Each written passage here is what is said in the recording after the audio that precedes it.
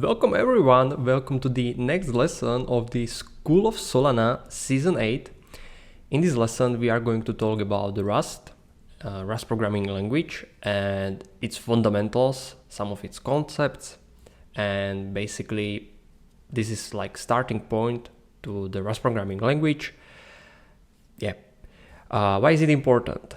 Is it important because Solana smart contracts or Solana programs are written in Rust, as you will see in the next lessons, or maybe you already have some experience, so you know that Solana smart contracts are written in Rust. Additionally, if you want to work, for example, on the infrastructure, I'm not sure about the RPCs, but for example, if you have a look at the Agave client of the Anza, you can see that I would say most of the, maybe 100% of the code is written using, there might be some C or C++, but most of the code is written also in the Rust. In the space apart from the Solana, Rust is also widely used. I would say it is pretty nice language, so that's why it is important to learn Rust, but mostly due to the smart contracts being written in Rust. All right. What I would like to also point out are the materials. So you are on the Discord, you can chat with the peers, you can chat with the young Tolly, which is the AI that AI bot that we created in order for you or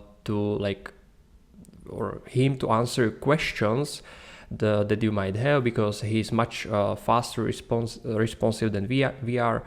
So yeah. This is some kind of a space that we created, but we also created the materials, and you can see the QR code. So scan the QR code, and the QR code will lead you to the repository. You can see also the link to the repository. Why is it important? You can see in the GitHub repository that there are materials for every lesson. That's the first thing. And the second thing, we also prepared the Docker images. So I would say, from my perspective, Windows is, for example, not the best option to create Solana smart contracts. On the other hand, Linux or Mac is pretty fine. So if you are using Windows, you may find helpful to have prepared Docker image. So you just pull the Docker image and you can use it because we created it. Also, some of the upcoming lessons or the hands-on examples in the lessons use the Docker images that are provided in the repository. So you can work basically one-to-one with the lesson. That said, I think this is everything that I wanted to point out in the introduction. So yeah, I hope that you will enjoy the lesson. We are looking forward to the new Solana developers. And now, yeah, we can continue to the Rust. Firstly, I would like to talk about the Rust playground. So if you do not know how to actually start writing code in Rust, then you can use the Rust playground. If you scan the QR code or if you go to the URL, then it will lead you to the playground of Rust, where I already prepared the Hello World example. But this playground is really helpful if you would like to just test some stuff. So for example, during this lesson, I will show you on the next slides what is the syntax of Rust. So you can test it during the lesson in the Rust playground. I will also include a short demo here.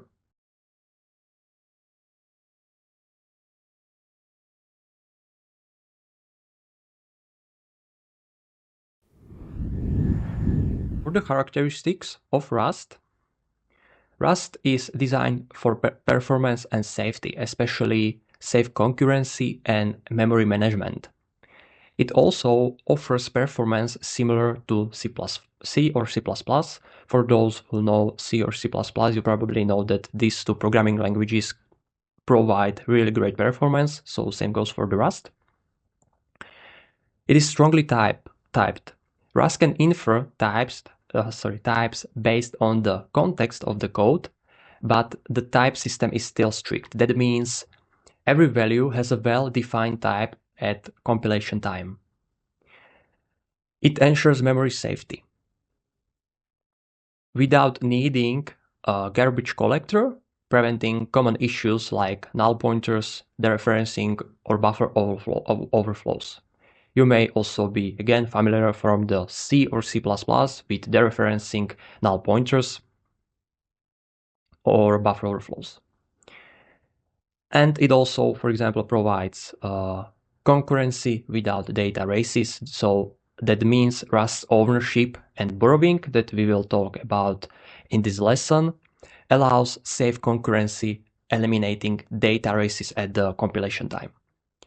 It is also widely used for example, system-level applications, WebAssembly, or blockchain. So, for example, for Solana. These are characteristics of Rust. If you would like to know more information about the Rust when it started to be popular, I don't think these information are actually really necessary for you to understand it. So that's why I did not include it here. We can go straight to the syntax. So we will start with the basics like variables and mutability. In the code, you can see a few lines. The first line defines the variable called x, which will equal to 5. The second one is really similar, but it also contains the mute keyword that specifies that the variable is mutable. You can see it on the third line where we assign 15 to the second variable. So that's why we are talking about mutability or immutability. And all of the variables are immutable by default. Last but not least, I have specified the constant here called max points. If you define constants, you need to define also type of the constant. So in this case, we define that max points is going to be unsigned 32 bytes long integer. And as the variable is constant, we also need to specify the value. Constants, as the name suggests, are immutable by default. And yeah, I would say this is everything from the variables, how to define them, for example. You can see that we defined the type for the constant. We defined that the constant is going to be unsigned 32 bytes long integer, but you can define the type also for regular variables, not only for constants. Rust can, as I said, infer this from the context of the code, but in this case, the first variable x will be by default signed integer 32 bytes long, but you can specify that you would like to have it as unsigned 8 bits long integer. So similarly to the constant, you can specify also type for the regular variable. Let's now talk about the data types and strings. In Rust, you can have primitive data types. For example, as I was talking about the unsigned 32 bits long integers or unsigned 8 bits long integers. You can have signed 32 bits long integers. You can have floats, both 64 or 32 bits long. We have also booleans and we have also characters. So I would say there are all of the primitive data types that you can think of, and this is also pretty similar to different programming or to other programming languages. In Rust, we have also arrays and tuples. So for example, you can specify array, which will have 3 signed 32 bits long integers in it. So here's on the line 8, you can see the definition, but we can have also tuples. So the tuple is actually a group of, I would say, multiple variables which does not need to necessarily contain the same type. As you can see in the example on line 7, we have tuple of 3 values. First one is 32 bits long integer, signed integer with the sign, and then we have float and smaller unsigned integer. Then in Rust, we have also strings, which are growable and heap allocated. That means the space for the string content is stored on the heap, and basically the memory layout is similar to the vector. So the first bytes are reserved for the length of the string, and then you have the string representation. Yeah, but this is just the memory layout. For you to understand, it is enough if you know how to define or declare the string. So on line 10, you can see that we declared string with the content of hello. You do not need to define what's the length of the string. This will be automatically evaluated. And we also define the string as mutable. So that means on the next line, we can actually call a function s.push str, which will actually push the defined part into the string. Then on the last line, you can see we have specified the slice, but you can see the type is slightly different. The type is not string, but it is a reference str, and this str is actually immutable string slice. So it is something like a view into the corresponding string.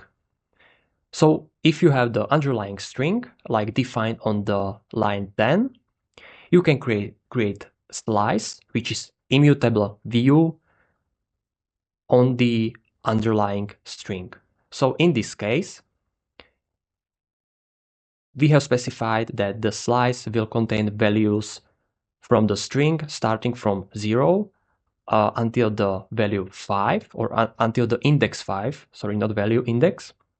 So that means it will include 0, 1, 2, 3, and 4. In this case, if we have a look at the hello, so that means 0, 1, 2, 3, 4. So the slice will be immutable view on the hello word, not the world that's also appended to the string. So hopefully this is clear for you. And again, as I was talking about the playground, you can try this, you can play with this in the Rust playground. Now let's move to the control flow, which includes if statements and loops. So if statements are really simple in Rust, and I would also compare them to the if statements in the other programming languages. We have defined on the first line variable called x, which equals to 10, and then you can have a pretty simple if statement. If x is greater than 5, you will print something. If x is not greater than 5, so if it is equal or less, then it will print different message. But you can also see on the line number 8 that you can assign values from the if statements. So in this case, variable epsilon will have value from the if statement. That means if x is greater than 5, the epsilon is going to be 10. If it's not greater than 5, the value is going to be 0. So pretty simple. I would say maybe just the syntax is slightly different, for example, from the C or C++, where I think you have brackets. But yeah, the main idea of the if statements is pretty similar, or I would say the same. Then we have loops. I would say in the loops we have loop which will break when you have break statement. Then you can specify while and for loops. In the while loop, the loop will continue until the condition specified after the while evaluates as true. In this case, we have defined on line 6 that the variable called n is mutable. So again, as I was talking about the mutability and immutability, we can change the value of the variable. It starts as 3, and then while the variable is greater than 0, we will loop. So that means we will print 3, and then 1 is subtracted from the n. So we will loop until n is 0, and if n is 0, then the while statement will break and the execution will continue to the next lines.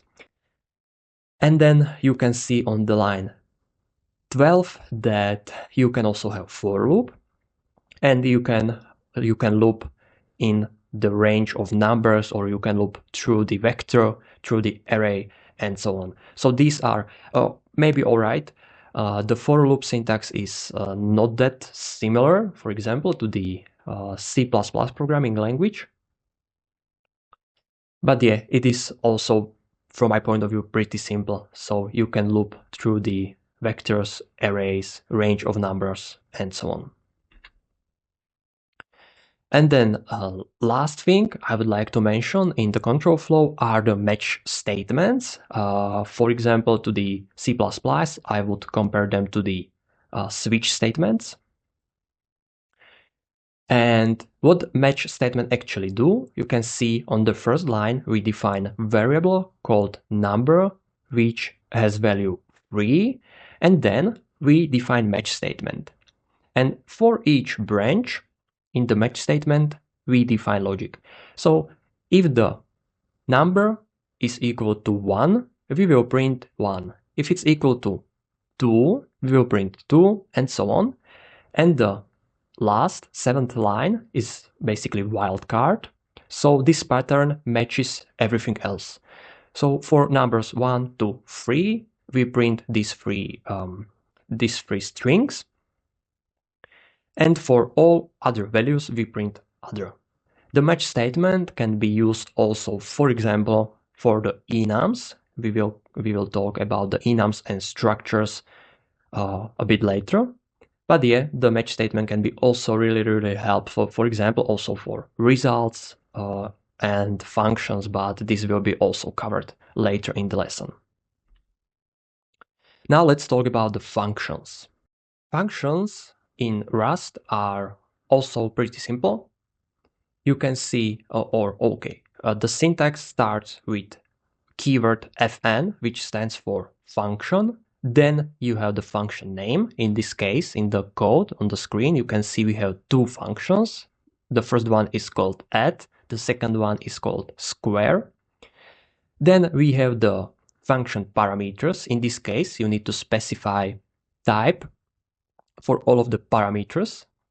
Then we have the arrow. And after the arrow, you specify the return value. You do not need to specify the return value if the function does not return anything. If it returns anything, then you need to specify the type of the return. So in this case, we have a, or also, I would forget, you need to also specify types for the function parameters. So you can see the parameters a and b have also specified their types. So in this case, signed integers, both 32 bytes, bits long. And the result of the operation that is performed within the function is also going to be a signed integer 32 bits long.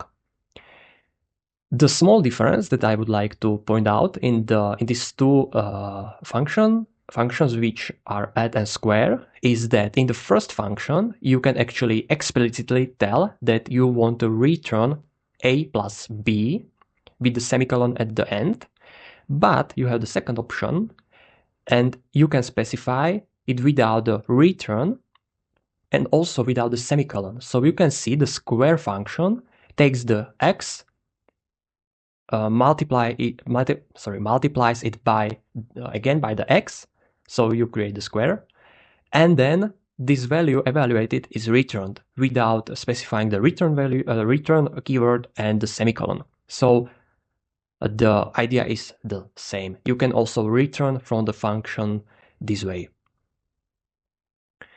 And then on the remaining lines, for example, on the line 9 and 10, you can see that to the variable with the name result1, we assign the result of the addition. To the variable called result2, we assign result of square function, and then we print the values. In this case, the value 8 and 5, which are correct, as 5 plus 3 is 8 and 5 squared is 25. I think I told you everything about the functions, but I would like to also point out, if you have any questions and if you think that I missed anything, feel free to create feedback on the Discord or ping me into dev help and we can discuss that. All right, we went through the primitive data types as integers, signed, unsigned, also booleans. We went also through the arrays, tuples. Now I would like to have a look at custom data types, which are structures and enums. Enums are really similar to the unions in the C++. Structures, we might be able to compare them to classes. So let's continue to these two. From the perspective of structure, basically, as I was talking, it is similar to classes. The structure defines custom data types to group related data. So you can see on the code snippet that we have defined struct called user, and this struct is going to contain 3 fields. In this case, username, which is string, then email, which is again string, and then active, which is boolean. You can even have nested structures or nested structures and enums, for example. So you can have structure which contains enum. You can have enums which contain structures and so on. But yeah, as the definition says, it groups related data. So in this case, if you would like to define multiple data about the user, you can group the data into user struct, and it tells you the username of the user, email address, and if it's active. Then on the line 7, you can see how to actually create instance of user struct. So we create instance, which is actually the variable called user1, and then we create new object. So it is called user, then we specify the username, email, and active. So we create new instance of the struct user. You can see in the definition field of in the definition of the struct, you need to provide the types of fields. That's all from the structs, and now we can continue to the enums. As I stated, the enums are similar to the unions in the C++. So enum does not need to necessarily contain only simple variants, such as enum 1 to 3, for example, but the enums can also the enum variants can also contain values within each of the variant, and these variants does not need to necessarily have the same length. As you can see in the code on the first line, we have defined enum, which is called IP address or IP ADDR, and we have 3 variants that can be or that are contained in this enum. First one is v4, which inside contains 4 8 bits long unsigned integers. Then the v6, which contains string, or we have empty variant, which contains only the information about that the IP address is actually unknown. From the line 7, so 7, 8, and 9, we create on line 7, we create variable called home, which is IP added ADDR. Variant is v4, and we specify the values that are going to be included within this variant. For the v6, we have the string within the variant, and for the last one on line 9, which is the variable is called unknown, we just specify that we want this variant from the enum, and then there are no any associated data for that variant, or there are not any additional data stored within the variant. Now we can continue to the ownership and move semantics. There are few ownership rules. It starts with each value in Rust has a variable that's called its owner. So in the start, I was talking about the simple declaration of variables. So for example, we had let x equals 5. That means the value 5 is owned by the variable x. Every value in Rust have only a single owner. So that means the value 5 is owned only by the is owned by only one owner, which is the variable x. We will talk about the references, which are views, which do not transfer ownership, but later in the lesson. And when the owner goes out of scope, you will see this on an example. When the owner goes out of scope, the value is dropped. What that means? Let's have a look at this code snippet. So on the first line, we specify variable s3, which is string, and it contains block string.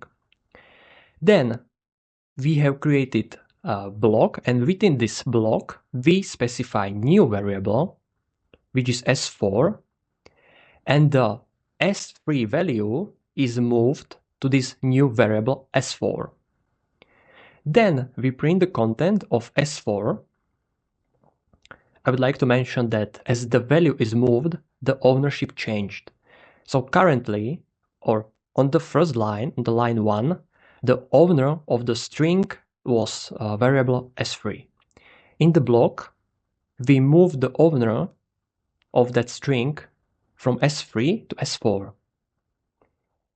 On the line 4, we print the content of the s4, and then, as the commands suggest, s4 is dropped here and the memory is freed. That's because the s4 variable goes out of scope as the block ended for the variable, where the variable s4 is declared in the block. So, and the block ends, that means we cannot access the variable out of the block.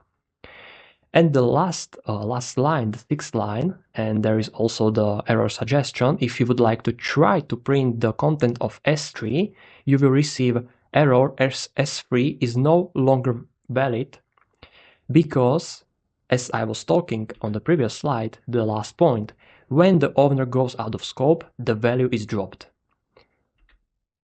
On the line 3, the owner was changed from variable s3 to the s4, and then after the block ended on the line 5, the s4 went out of scope. All right? When the owner goes out of scope, the value is dropped. That means the string was dropped, so we cannot print the contents of s3. That's basic idea of ownership and the move semantics. Now, when we are talking about the ownership and the move semantics, we should also talk about the references and borrowing. I was talking about the ownership on the previous slide, and as we can move value, that means we can transfer ownership. But we have also something called references in Rust, which can be mutable and immutable. On the immutable reference, that's similar to the slices. So it is just view to the value stored in the variable. That means you are basically looking at the value without ability to modify it. For the purpose of the references, I prepared these two functions that you can see in the source code, or let's say pseudocode. But if you copy it into the playground, it will you can run it, but you need to also include the main function. The first function is called calculate length. It accepts the string, but notice that we have the ampersand before the string, and it returns usize, which is basically primitive data type. It stands for the pointer-sized unsigned integer type. But it is not important for this example. Just understand that we are returning number. And within this function, we have s.len, which returns, this is function specified for the length in the std, and this function returns the length of the string. As I was talking about the immutable reference, it is just a view, or we are having a look at the value without ability to modify it. So we just look at the string with the reference. So important to mention is that the reference does not transfer ownership. So as I was talking about the ownership, let's say you have a variable called, in this case, the variable is called, you can see it on the line 5. The variable is called S1, and this variable has ownership over the string. Then on the line 6, we call calculate length, but we do not transfer ownership of the value of the string to the new variable that is parameter of the function. We just tell it that here it is, you can read it, but you cannot modify it, and I'm still owner. I mean the S1. And yeah, in the function, we check what is the length of the string, and we return this value or the number of characters. Then we can have also mutable references. So we have the function on line 9, which is called change. And you can see we do not have only ampersand there, but we have also mute keyword. That means if we have a look at the line 13, the s is defined as mutable variable. This variable is owner over the string with the content of hello. And on the line 14, we are calling the change function, and we are saying, all right, take the value which is string hello. We are passing it to you as mutable reference. So that means we are still owner. I mean the s variable. We are still owner, but you can change the content of the string within your function. In this case, within the change function. And as you can see in the change function, we take the string s and we push comma world to the string. So it is again mutable or immutable view on the value. References are used really often in the or during the programming in Rust. As you do not transfer ownership, you can just specify that, hey variable, have a look at this. You can read the value, you can check what are the characteristics of the value, but do not change it. Or you can also specify the mutable reference, which can also change the value. But important thing, not to forget, that references do not transfer ownership. All right, now let's move on to the traits, which are particularly helpful with connection to the structures. So let's continue. In traits, you define shared behavior. Similar, you may know it from the different programming languages as interfaces. So again, the pseudocode, we define trait called summary, which have specified function called summarize, and it takes reference to the self. So that means if we define trait for some struct, the self means we can access fields of the struct, and it returns string and then comma. This is basic syntax, or sorry, semicolon. I would like to mention for the trait or traits that you can have specified default behavior for the trait functions. In this case, we do not have specified the default behavior for summarize, but if you would like to specify the default behavior for some of the functions defined in the trait, you just specify the the body of the function. All right, and we can continue to the struct. So we defined on line 5 struct called article, and it has two fields: headline, type of string, content, again type of string. And then on the line 10, we specify impl for or in this case implement summary. I will tell it in the common language. Implement summary for article.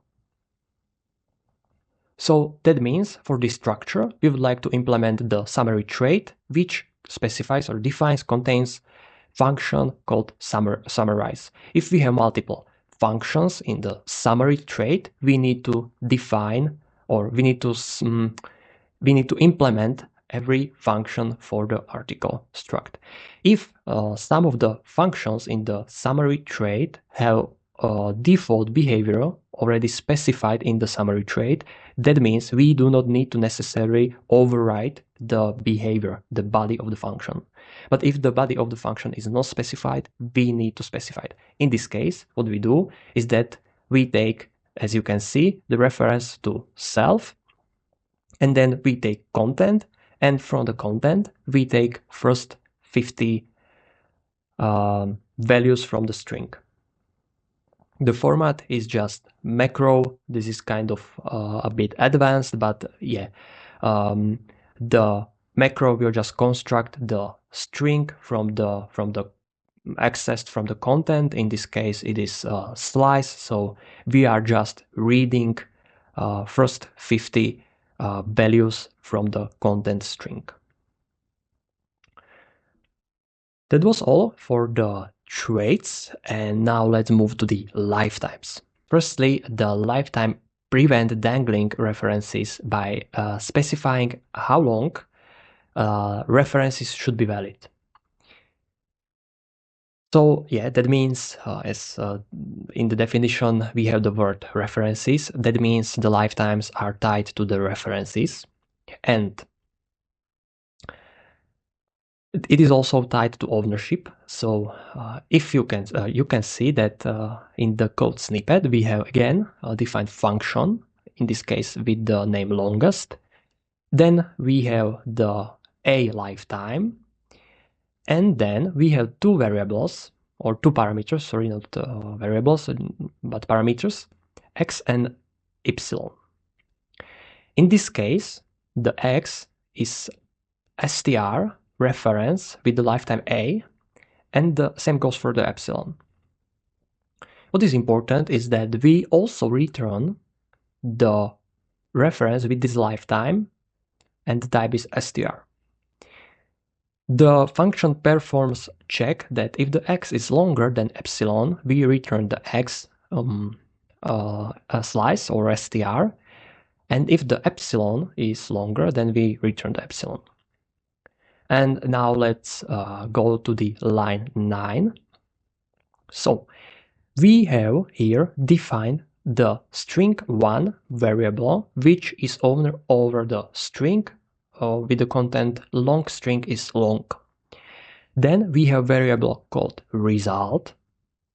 We do not assign any value to this variable, which is okay and all right. And then we go into the block. On line 12, we create a second string with the content short, and we assign value to the result based on if the first string is longer or if the second string is longer. What's the problem here? Or I want to describe the lifetime. So if we go through out of the block, so on the line 14 we go out of the block, so the string2 is actually dropped because the string2 went out of the scope, as we were talking about the ownership and moving semantics. In this case, the lifetime specifies how long should the reference live. in the function definition on line 1, we have specified that the lifetime A is both for x and epsilon. That means that the reference should be active for both values for the same period of time. That means when the x is available, then epsilon is available, and if the epsilon is available, also x should be available. But it is not ensured on the line 15. That's why it will throw an error. Because on the line 15, we would like to access or print the content of variable result, but the result variable went already out of scope because the return value of the longest of the function called longest has also specified this lifetime.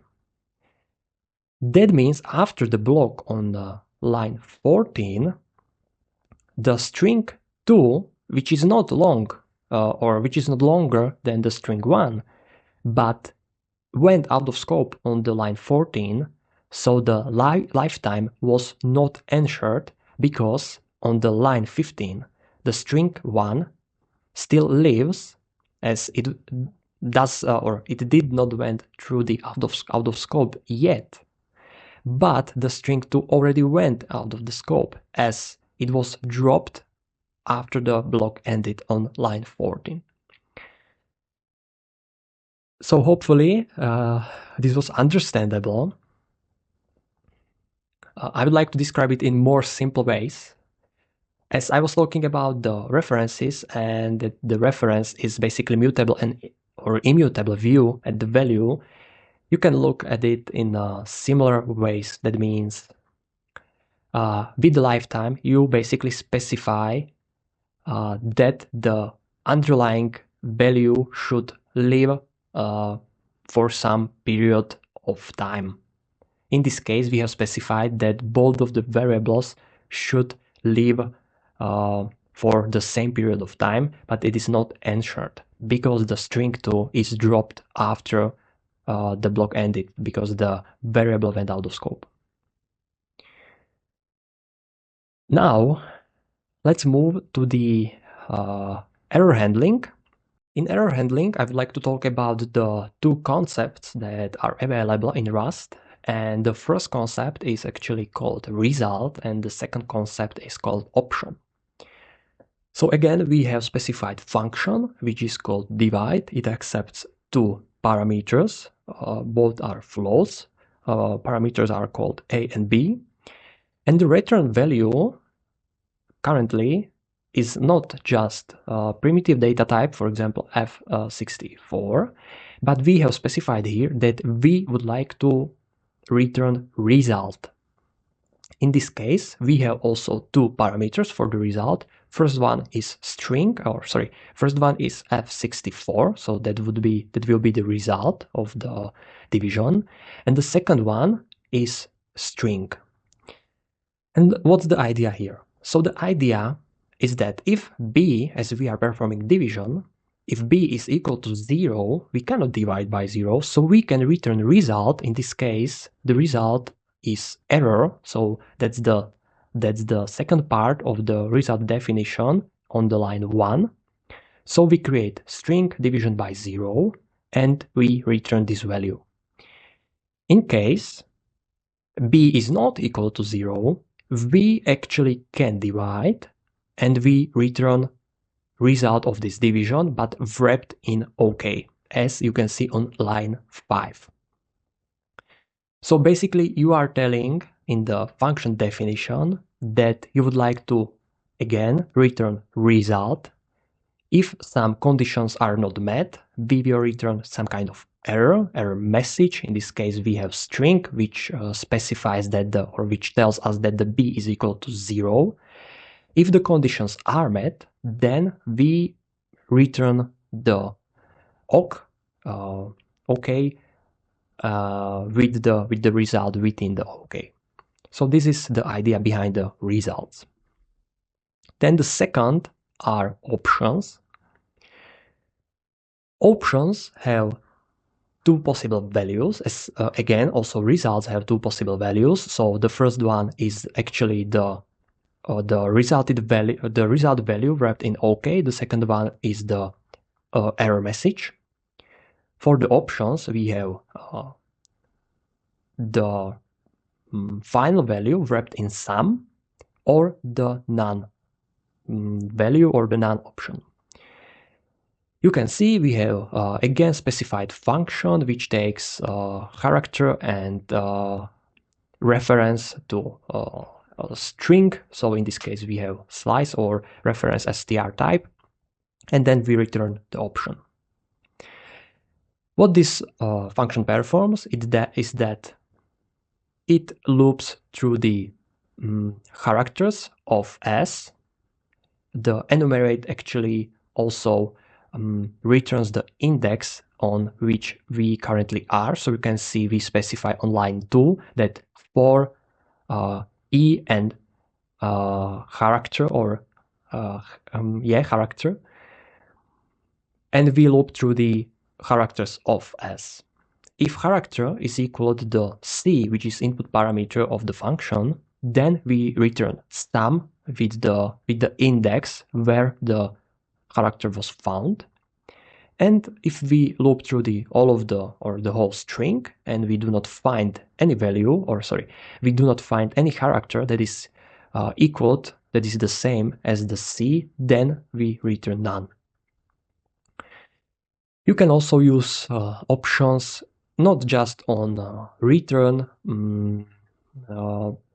types of functions, but if you would like to, for example, specify optional parameters of function, you can specify it as option, and in case you do not want to pass anything as a parameter on input, you just specify none, or you can specify sum with the included value within.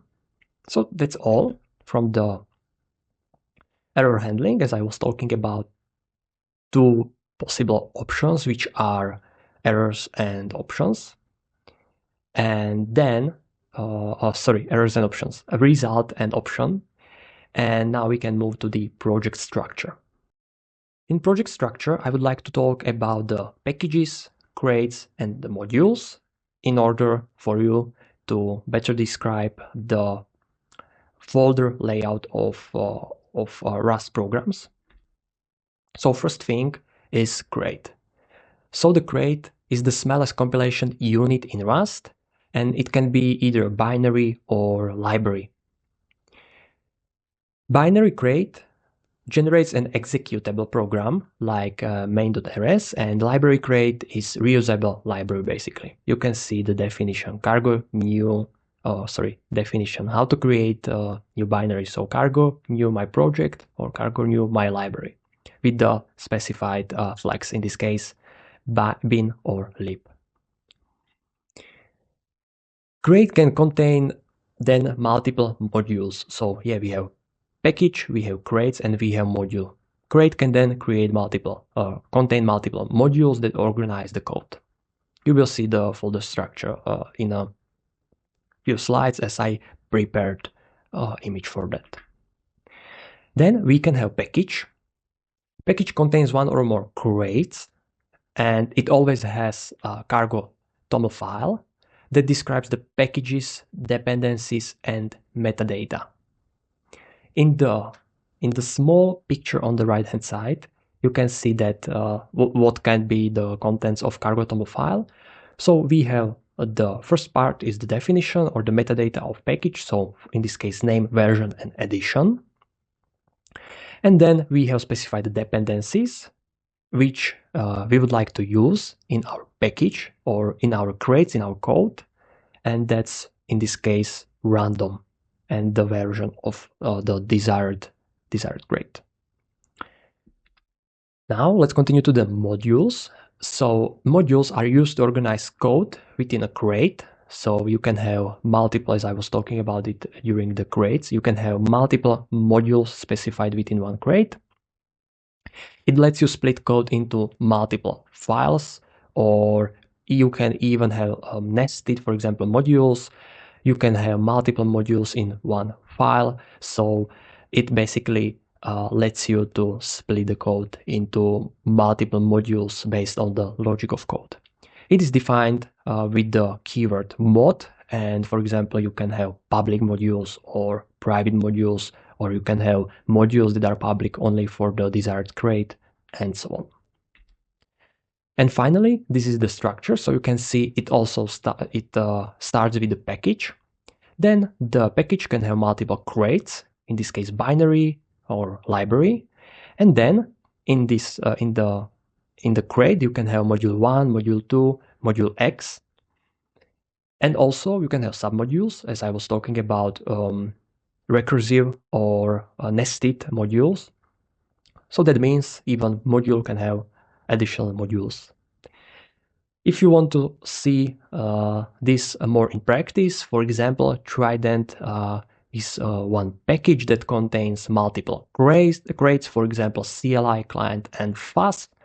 And then we have also specified multiple modules and submodules, for example, in the client crate, where we have split code based on the logic. So this was just the small or quick addition to the project or folder layout, for the folder structure for you to understand. But as I said, small addition. Again, I wouldn't necessarily say that this is really important for the Solana development, but it might be helpful for you to better understand the structure of projects. And now I would like to move to the really quick hands-on example to show you how to actually start coding in the Rust. We won't perform any, we won't create any sophisticated programs, but just the quick intro how to initialize Rust programs. All right, you can see let me clear the terminal. You can see the VS Code, which comes with the Docker image. I was talking about this at the start. So for those who are wondering what is this environment, if you go to the School of Solana repository or scan the QR code, I think it was in the second slide of the lesson, then you can find the Docker image also with the instructions how to install the Docker image in your computer. This has the Rust pre-installed, also the Solana CLI, and also the Anchor framework. So it will be also helpful for the later lessons and the later tasks.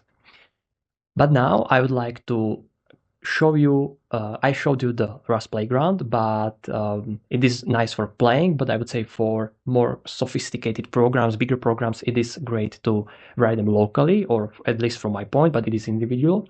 So I would like to show you how to actually create new Rust program, new hello world, and how to actually execute the program. So we will start. Let me type the command.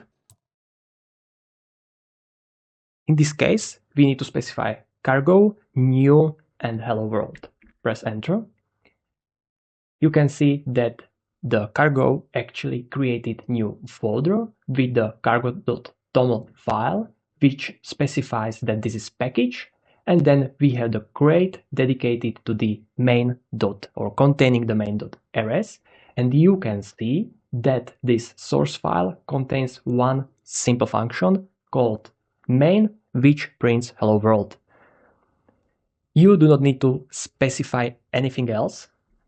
You can just go back to the terminal,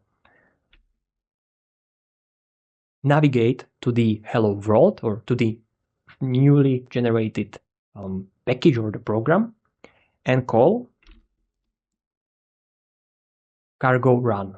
You can see it ran the binary or the source code and printed the hello world. Obviously, you can play with the source code. So, for example, you can define, for example, function and perform additional stuff in the function. I won't write currently the function or the source code. You can take the examples from the lesson and you can try it by yourself in this environment or in the Rust playground. The second thing that I find really helpful is the Rust analyzer that is also included in the Docker image. So for example, if you would like to see the description of the, for example, in this case of the print line macro, you can just hover over the macro and it will show you the description. Second thing is if you would like to, if you have more or bigger code base, more sophisticated source code, you can hold Control and click, for example, on the variable, and it will tell you where is it defined. If you have the macro like this and click on the macro with the while holding the Control, then you can see where the macro is defined. So this is really, again, helpful during the process of creating new Solana programs, or for example, just the Rust programs. So I showed you how to create new Rust source code, how to create new Rust program, and how to run the Rust program. That's all from the hands-on example. This was really quick hands-on example, so hopefully it was helpful. And now I would like to move back to these slides. This was all from this lesson about the introduction into the Rust programming language. I hope you learned something new. This will be definitely helpful for the later stages of the Solana programming. As I said at the start, Rust is the main programming language on the Solana, but also on the other blockchains. But this can be helpful also during development process on other blockchains. And yeah, I hope you enjoyed the lesson. I would like to thank you for the attention. I would like to hear your feedback. If you have anything that was not clearly described, feel free to ask in the dev help. If you would like to add anything, feel free to give us the feedback on the Discord, and we can improve the lessons for later students. I also enjoyed the lesson, and see you in the lesson 3. Bye.